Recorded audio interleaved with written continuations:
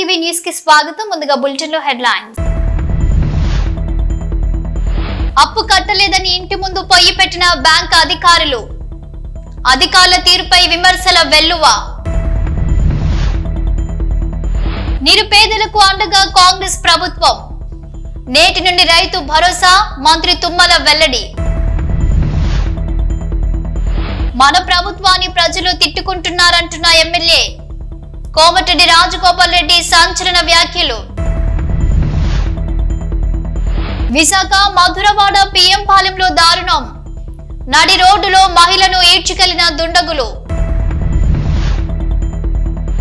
విశాఖలో నారా లోకేష్ వైసీపీపై చమక్కులు చురుకులు విసిరిన మంత్రి.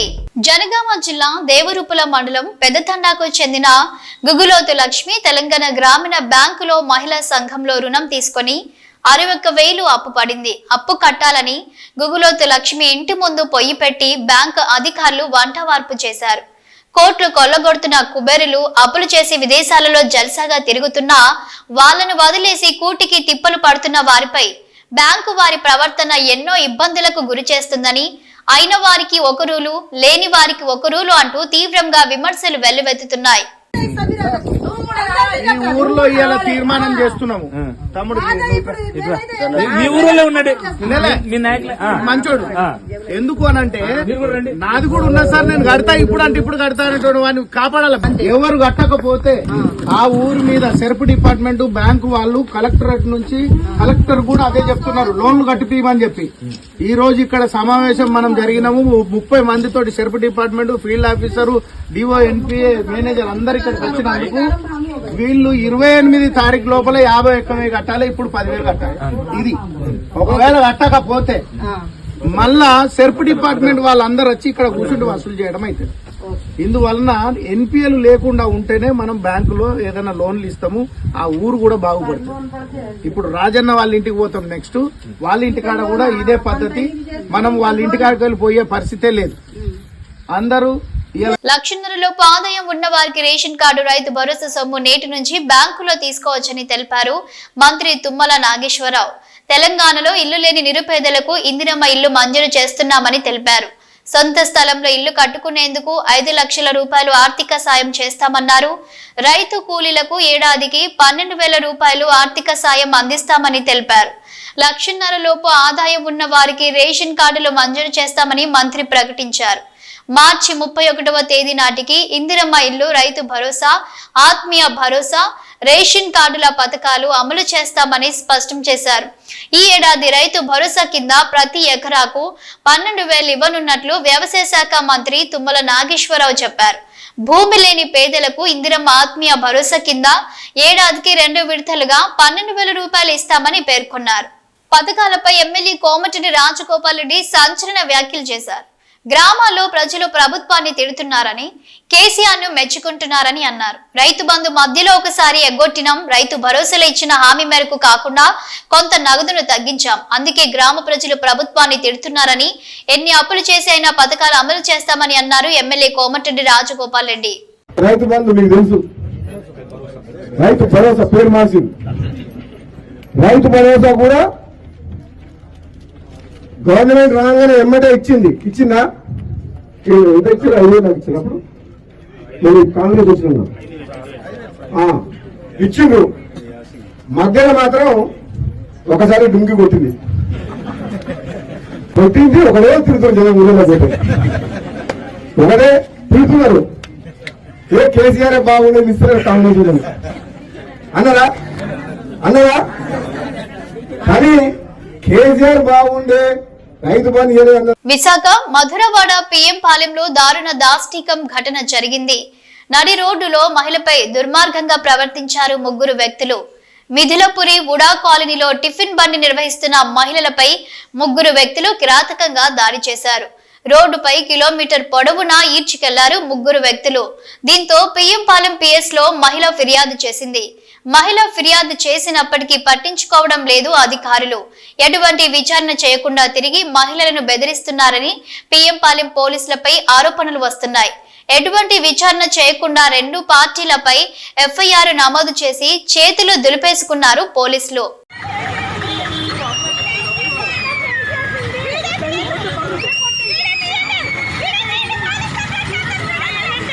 విశాఖలో మీడియాతో మాట్లాడారు విద్యా ఐటీ శాఖల మంత్రి నారా లోకేష్ మాట్లాడుతూ 2019 బ్లూ మీడియా నాపై నిరాధార ఆరోపణలు చేయడం జరిగిందని, క్షమాపణలు చెప్పుకుంటే న్యాయస్థానాన్ని ఆశ్రయిస్తానని చెప్పానని, బ్లూ మీడియా ఎటువంటి వివరణ ఇవ్వకపోవడంపై దానిపై నేను కోర్టును ఆశ్రయిస్తానని చెప్పారు Nara Lokesh. Nellore jail superintendent Rajarao audio viral గా మారింది. డబ్బులు తీసుకొని రిమాండ్ సెక్షన్ నుంచి అడ్మిన్ సెక్షన్ కు ఖైదీల మార్పు చేయడానికి జైలుకు వస్తున్న తమ బంధువులను బాగా చూసుకోవాలన్న మాజీ ఖైదీ రాకేష్ ఇందుకోసం ఆన్లైన్ లో డబ్బులు వేసినట్లుగా ఉన్న ఆడియో సంభాషణలు ఇప్పుడు నెట్టింట వైరల్ అయ్యాయి. ఇందులో వాస్తవం ఎంత అనేది తెలియాల్సి ఉంది. హలో సార్ నమస్తే సార్. చెప్పండి, ఎవరు? సార్ సులువుపేట నుంచి సార్. నిన్న రిలీజ్ అయింది కదా సార్, రాకేష్.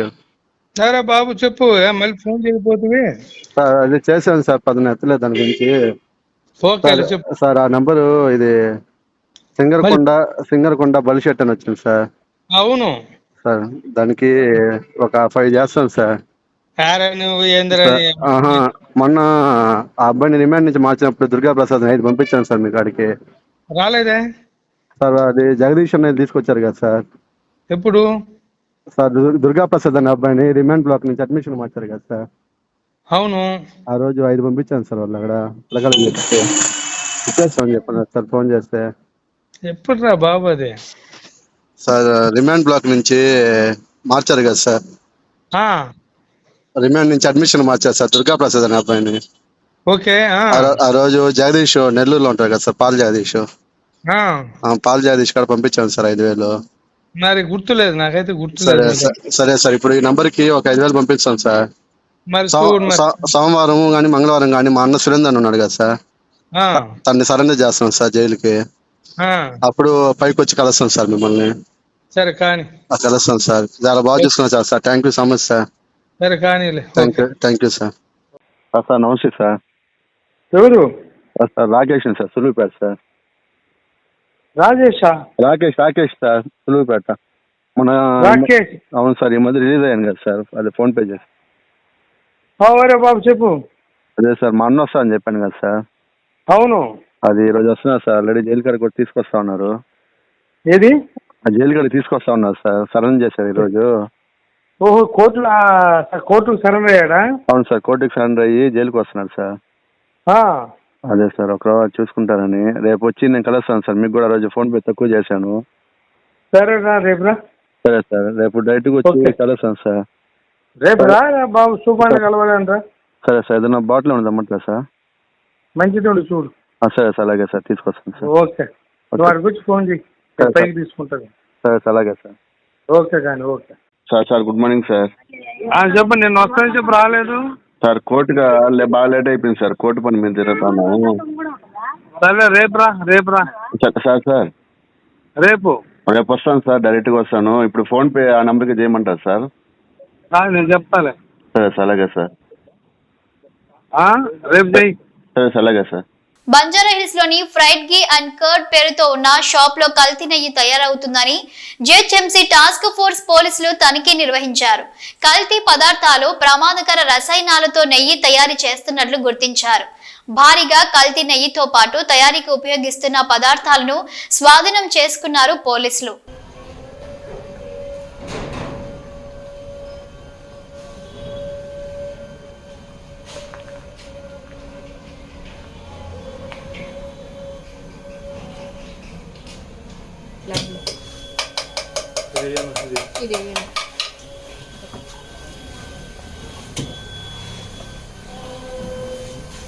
ఇంకా లాంగ్ షాట్ ఇంకా అప్పుడు చేయకరా.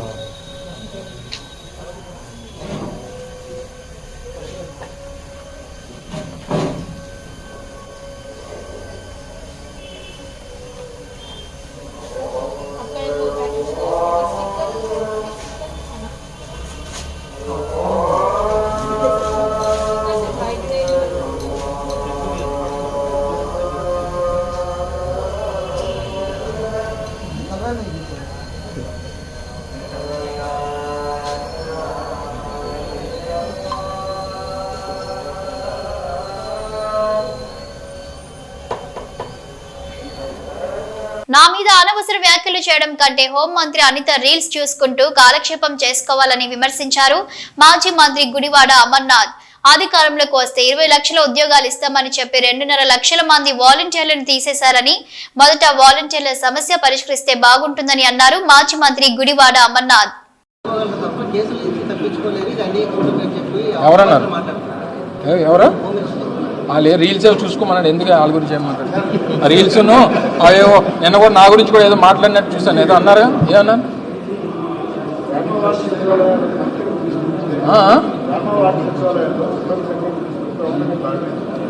వారు ఎన్నికల ప్రచారంలో చెప్పినటువంటిది రాష్ట్రంలో 20 లక్షల మందికి ఉపాధి కల్పిస్తాం, 20 లక్షల మందికి ఉద్యోగాలు కల్పిస్తాం అనేటువంటిది ఎన్నికల హామీ. 8 ఏళ్ళు పూర్తయిపోతుంది. 2.5 లక్షల మంది వాలంటీర్లు తీస్తారు. 15,000 మంది ఆ ఎక్సైజ్ డిపార్ట్మెంట్ నుంచి పనిచేసినటువంటి అవుట్సోర్సింగ్ సిబ్బందిని తీశారు. ఇప్పటికే దాదాపు 4 లక్షల మంది ఉద్యోగస్తుల్ని ఈ ప్రభుత్వం అధికారంలోకి వచ్చినటువంటి 8 మాసాల్లో తొలగించింది. ఇంతమందిని తొలగించి నువ్వు మళ్ళీ కొత్తగా ఇక సచివాలయ సిబ్బంది ఏంటి? రేపు పొద్దున అందరినీ జీతాలు ఇవ్వట్లేదు ఈరోజు స్టాఫ్కి. స్టీల్ ప్లాంట్ నుంచి గొప్పగా మాట్లాడుతున్నారు. స్టీల్ ప్లాంట్లో ఎంప్లాయీ జీతాల్లో ఆల్మోస్ట్ 4 నెలల నుంచి లేవు. కాంట్రాక్ట్ ఎంప్లాయీస్ ఏమో 3,500 మంది తీసేమని చెప్పి డైరెక్షన్స్ వచ్చాయి. వాలంటీర్ రిటైర్మెంట్ పెట్టుకోమని చెప్పి 2,000 మందిని ఆదేశిస్తూ ఉన్నారు. 20 లక్షల ఉద్యోగాల సంగతి దేవుడెరుగు. ఉన్నటువంటి ఉద్యోగాలు తీయకుండా ఉండాలనేటువంటిది ప్రజలు కోరుకుంటున్నారు. నిన్న దావోస్ వెళ్ళి వచ్చి ఏం మాట్లాడుతున్నాడు ఆయన? ఇది ఒక మిథ్య అంటున్నాడు. అంటే 10 సార్లు దావోస్ వెళ్ళిన తర్వాత తెలిసిందా మిథ్య అని?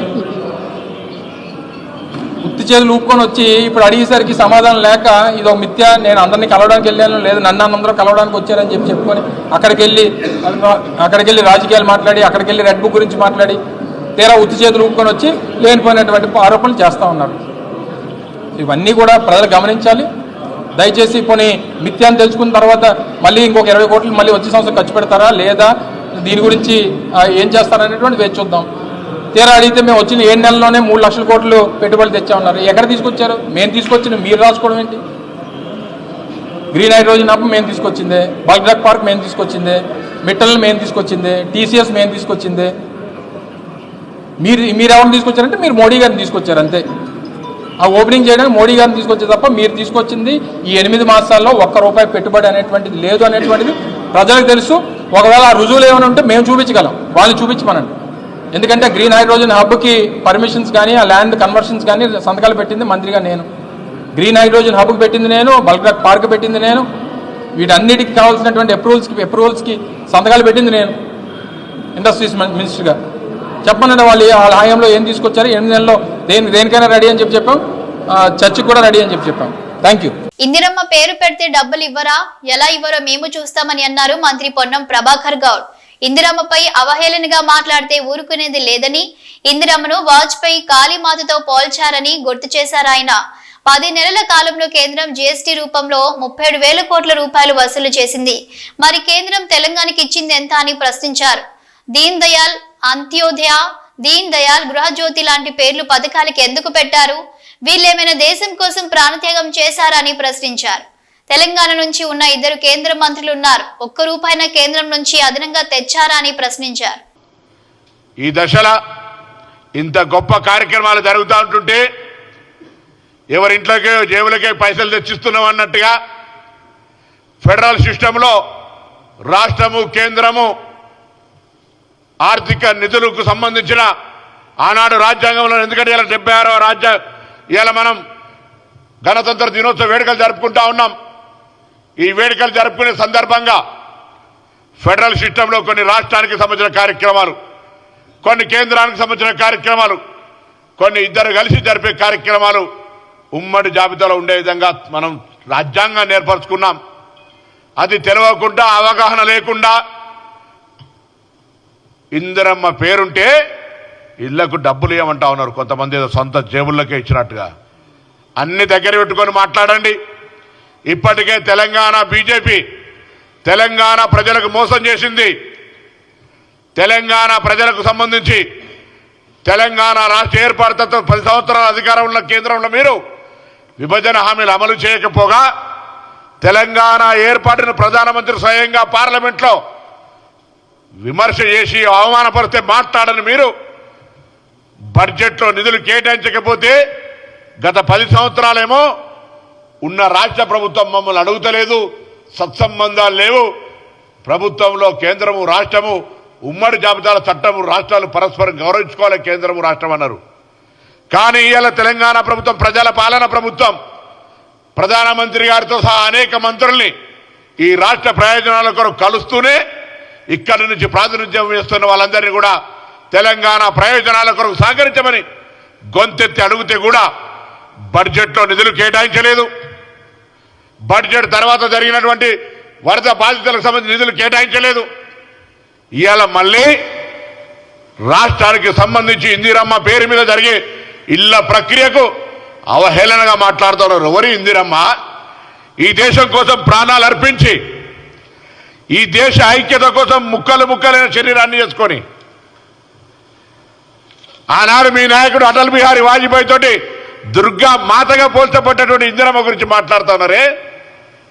నేను భారతీయ జనతా పార్టీని అడుగుతా ఉన్నా, ఇలా అటువంటి నాయకుల మీద మీ పార్టీ ఏం క్రమశిక్షణ చర్య తీసుకుంటుందని అడుగుతా ఉన్నా. నాణ్యత ప్రమాణాలు పాటించడం లేదని శ్రీ చైతన్య విద్యా సంస్థల సెంట్రల్ కిచెన్ లైసెన్స్ రద్దు చేశారు ఫుడ్ సేఫ్టీ అధికారులు. మాదాపూర్లోని శ్రీ చైతన్య విద్యా సంస్థలకు సంబంధించిన సెంట్రల్ కిచెన్ లైసెన్స్ ను రద్దు చేసింది ఫుడ్ సేఫ్టీ డిపార్ట్మెంట్. ఇటీవల ఈ కిచెన్ లో ఫుడ్ సేఫ్టీ అధికారులు ఆకస్మిక తనిఖీలు చేయగా ఈ కిచెన్ నుంచి గ్రేటర్ హైదరాబాద్ లోని చైతన్య కాలేజీల హాస్టళ్లకు ఫుడ్ సరఫరా చేస్తున్నట్టు అధికారులు గుర్తించారు. వేల మందికి భోజనం తయారు చేస్తున్న కిచెన్ అపరిశుభ్రంగా ఉండడంపై ఫుడ్ సేఫ్టీ అధికారులు ఆగ్రహం వ్యక్తం చేశారు. కిచెన్ లో పాడైపోయిన ఆహార పదార్థాలు నిల్వ ఉన్నట్లు గుర్తించిన అధికారులు దీంతో మాదాపూర్ ఖానామెట్ లోని చైతన్య విద్యా సంస్థల సెంట్రల్ కిచెన్ లైసెన్స్ ను రద్దు చేస్తూ ఉత్తర్వులు జారీ చేసింది. విశాఖ తగరపు వలస గొల్ల ఆదర్శ నగర్ లో భార్యాభర్తల గొడవతో పురుగుల మందు తాగి ఆత్మహత్యం చేసింది భార్య. జనవరి 24వ తారీఖున ఉదయం 11 గంటలకు భార్యాభర్తలకు గొడవ జరిగింది. తరువాత భర్త రామకృష్ణ ఉద్యోగానికి వెళ్లిపోయాడు. రాత్రి 9 గంటలకు భార్య అపస్మారక స్థితిలో ఉందని ఫోన్ రావడంతో తగరపు వలస ఎన్ఆర్ఐ హాస్పిటల్ కు తరలించారు. అక్కడ నుంచి మెరుగైన చికిత్స కోసం సిటీలోని ఓ ప్రైవేటు హాస్పిటల్ కి తరలించారు. భీమిలి మండలం తగరపు వలస గొల్లల ఆదర్శ నగర్ లో భర్తతో మనస్పర్ధంతో తల్లి 2 కూతుళ్లతో కలిసి పురుగుల మందు తాగి ఆత్మహత్య ప్రయత్నం. వీరి స్వగ్రామం శ్రీకాకుళం దగ్గర శ్రీముఖాలింగం. భర్త తగరపు వలస ఓ ప్రైవేటు కంపెనీలో ఉద్యోగి. భర్త మహంతి రామకృష్ణ కుటుంబంతో 5 ఏళ్ల క్రితం తగరపు వలస ఉద్యోగరీత్యా వచ్చారు. Bheemili PS crime number 46/25. ఇది డకైటీ కేసు. ఇది గ్రేవ్ క్రైమ్ రిపోర్ట్ అయింది. అయితే అందులో 7 ముద్దాయిలు, ఒక మహిళ కూడా ఉన్నారు. వీళ్ళందరినీ కూడా Bheemili crime police station crime staff చాలా చాకచక్యంగా పట్టుకుని వాళ్ళని అరెస్ట్ చేసి రిమాండ్ కూడా పంపించడం జరిగింది. ఇది ఎలా జరిగిన ఇందులో పార్టిసిపేట్ చేసిన 7 ముద్దాయిలు కూడా ఒక్క అఫెన్స్ కాదండి, మల్టిపుల్ అఫెన్సెస్ చేశారు. A1 అక్యూజ్డ్, మెయిన్ అక్యూజ్డ్ ఎవరైతే ఉన్నారో అతని మీద 4 కేసులు ఉన్నాయి. ఇతను విజయనగరం 2 టౌన్ పిఎస్లో రౌడీ షీటర్ కూడాను. అలాగే A2 మీద 1 కేసు ఉంది. A3 మీద 5 కేసులు ఉన్నాయి. అందులో 2 కేసెస్ 376 అంటే రేప్ కేసులు కూడా ఉన్నాయి. A4కి ఇదే కేసు, ఫస్ట్ కేసు. A5కి 2 కేసులు ఉన్నాయి. A5 కూడా వాసుపల్లి శ్యామ్ ప్రకాష్ అని, ఇతను కూడా రౌడీ షీటర్. మన సిటీలోనే MVP పోలీస్ స్టేషన్లో ఈయన మీద రౌడీ షీట్ కూడా ఉంది. A6కి 1 కేసు ఉంది. A7 A1 యొక్క స్నేహితురాలు, ఈమె A7, ఈమె మీద ఇదే మొదటి కేసు ఉంది. ఇంకా చెప్పాలంటే ఎలా జరిగింది అనేది చెప్పాలంటే, మన కంప్లైనెంట్ ఎవరైతే ఉన్నారో ఈ కేసులో, ఈయన శ్రీకాకుళంకి చెందిన వెల్డింగ్ వృత్తి చేసేవాళ్ళు, పాతపట్నంకి సంబంధించిన వాళ్ళు. ఈయనకి ఒక ఫోన్ కాల్ వచ్చింది. A7 ఎవరైతే, ఈమె శ్రావణి అని A7 ఎవరైతే ఉన్నారో, ముందుగా అయితే ఒక అన్నోన్ నెంబర్, అతనికి పరిచయస్తురాలు కాదు, ఆ నెంబర్ నుంచి వచ్చింది. అయితే ఎవరో తెలియని వాళ్ళని అతను అవాయిడ్ చేశాడు. 18వ తారీఖున ఫోన్ వస్తే, మరలా 2వ రోజు 19వ తారీఖున ఇతని కూతుర్ని భీమిలి లిమిట్స్లో ఉన్న తగరపు వలస నారాయణ కాలేజ్లోని హాస్టల్లో జాయిన్ చేయడానికి వచ్చినప్పుడు మరలా సెకండ్ టైము ఫోన్ కాల్ వచ్చింది. ఈసారి ఈయన మాట్లాడితే ఆమె చాలా స్నేహంగా మాట్లాడి కలుద్దామని కూడా చెప్పడం జరిగింది. అయితే ఈ అమ్మాయిని తన కూతుర్ని అందులో హాస్టల్లో జాయిన్ చేసేసి ఈమె చెప్పిన ప్లేస్కి ఎక్కడైతే వెయిట్ చేయమందో అక్కడ వెయిట్ చేస్తున్నాడు అనమాట. అది ఎక్కడ ఆల్మోస్ట్ ఆ రోజు 19వ తారీఖు సాయంత్రం 4:30 ఆ టైంలో అనిట్స్ కాలేజ్ జంక్షన్ 3 టెంపుల్స్ అంటారు, తగరపల్స, అక్కడ ఇతను వెయిట్ చేస్తున్నాడు అనమాట. వెయిట్ చేస్తుంటే ఒక 5 to 6 persons 2 2 వీలర్స్ మీద వచ్చి ఈయన్ని బెదిరించారు బాగాను. నువ్వు ఇక్కడ నీకు ఒక అమ్మాయితో పరిచయం ఉంది, ఆ అమ్మాయి ఏమైంది, ఆ అమ్మాయిని ఏం చేసావు, నువ్వేమైనా కిడ్నాప్ చేసావా, ఇలా రకరకాలుగా ఇతన్ని భయపెట్టి ఇతన్ని ఇంకొక ప్లేస్కి తీసుకెళ్లారు. అది రఘు కాలేజ్ దగ్గర పరిసరాల్లోకి తీసుకెళ్ళి బాగా బెదిరించి ఇతని దగ్గర కొంత క్యాష్ ఉంది, ఒక 10,000 పర్స్లో ఉంది, 40,000 ఇతని దగ్గర ఉన్న బ్యాగ్లో ఉంది, మొత్తం 50,000 క్యాష్. అలాగే ఇతని ఫోన్ కూడా, సెల్ ఫోన్ కూడా లాక్కుని వెళ్ళిపోయారు, రియల్మీ ఫోన్. ఆ ఫోన్ ద్వారా తరువాత 8,900 కూడా డ్రా చేయడం జరిగింది. మొత్తం 58,900 రూపాయలు ప్లస్ ఫోన్, ఇవన్నీ తీసుకొని ఇతను బాగా కొట్టి బెదిరించి వెళ్ళిపోయారు. ఈయన ముందు మనకి వెంటనే కంప్లైంట్ ఇవ్వడానికి రాలేదు, కొంచెం భయపడ్డాడు బాగా బెదిరిపోయి. తరువాత తన స్నేహితులు చెప్పడం వల్ల, ధైర్యం చెప్పడం వల్ల సంభవం మన దగ్గరికి వచ్చాడు. మన భీమిలి పోలీస్ స్టేషన్లో ఫిర్యాదు ఇవ్వగానే కేసు రిజిస్టర్ చేసి ఇమ్మీడియట్గా ఎఫ్ఐఆర్ చేసి సీన్కి వెళ్ళి టెక్నికల్ ఎవిడెన్స్తో దీన్ని క్రాక్ చేయడం జరిగింది, చాలా చాకచక్యంగా. యాక్చువల్గా టెక్నికల్ ఎవిడెన్స్ ఇందులో మనకి ఫుటేజ్ వచ్చింది క్లియర్గా. ఈయన ఎక్కడైతే వెయిట్ చేశాడో ఆ అఫెండర్స్ వచ్చి ఈయన్ని పికప్ చేసి తీసుకెళ్ళింది, ఇవంతా కూడా వెహికల్స్తో సహా అంత డీటెయిల్స్ వచ్చినాయి. దాన్ని బట్టి వీళ్ళ ఒక్కొక్కరిని మొత్తం కూడా మనం ట్రాక్ చేయడం జరిగింది. అందరినీ అరెస్ట్ చేశాము. ఈరోజు రిమాండ్ కూడా అయిపోయింది. ఫుల్ ప్రాపర్టీ కూడా రికవర్ అయింది, ఇంక్లూడింగ్ ఫోన్, క్రైమ్ వెహికల్స్ అన్నీ కూడా రికవర్ అవుతాయి. ప్రయాగ్రాజ్ లో జరిగిన మహాకుంభమేళాలో భారతదేశపు ప్రఖ్యాత బాక్సర్ బంగారు పతక విజేత మేరీ కోమ్ గంగా నదిలో పవిత్ర స్నానం ఆచరించారు. ఆమె నీటిలో తన బాక్సింగ్ నైపుణ్యాలను కూడా ప్రదర్శించింది మరియు చిన్న పిల్లల సరదాగా ఆనందిస్తూ కనిపించింది.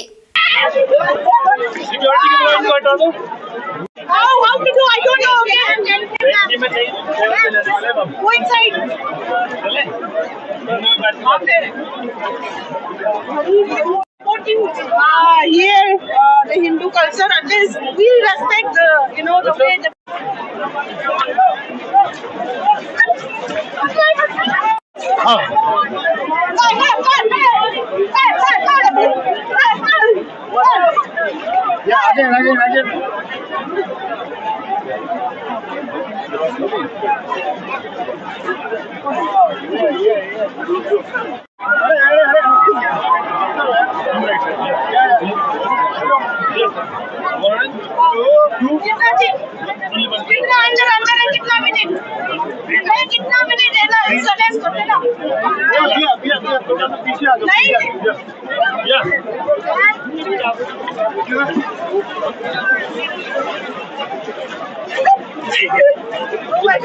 One more.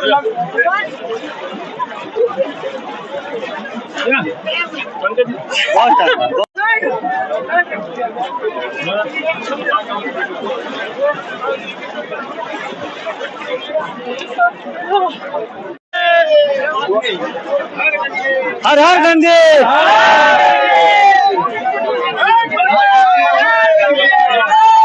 बोलो बोलो बोलो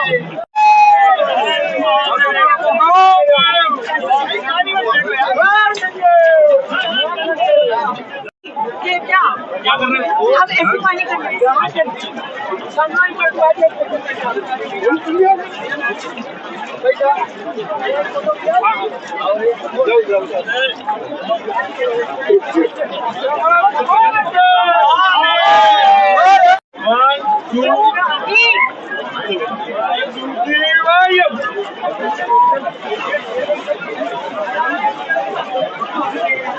నెల్లూరు మర్రిపాడు మండలం బాటసింగనపల్లి అటవీ ప్రాంత సమీపంలో ఓ చిరుతపులి మృతి చెందింది.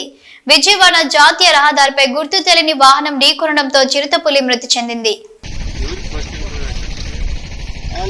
ఇవి bulletin updates. Keep watching DTV news.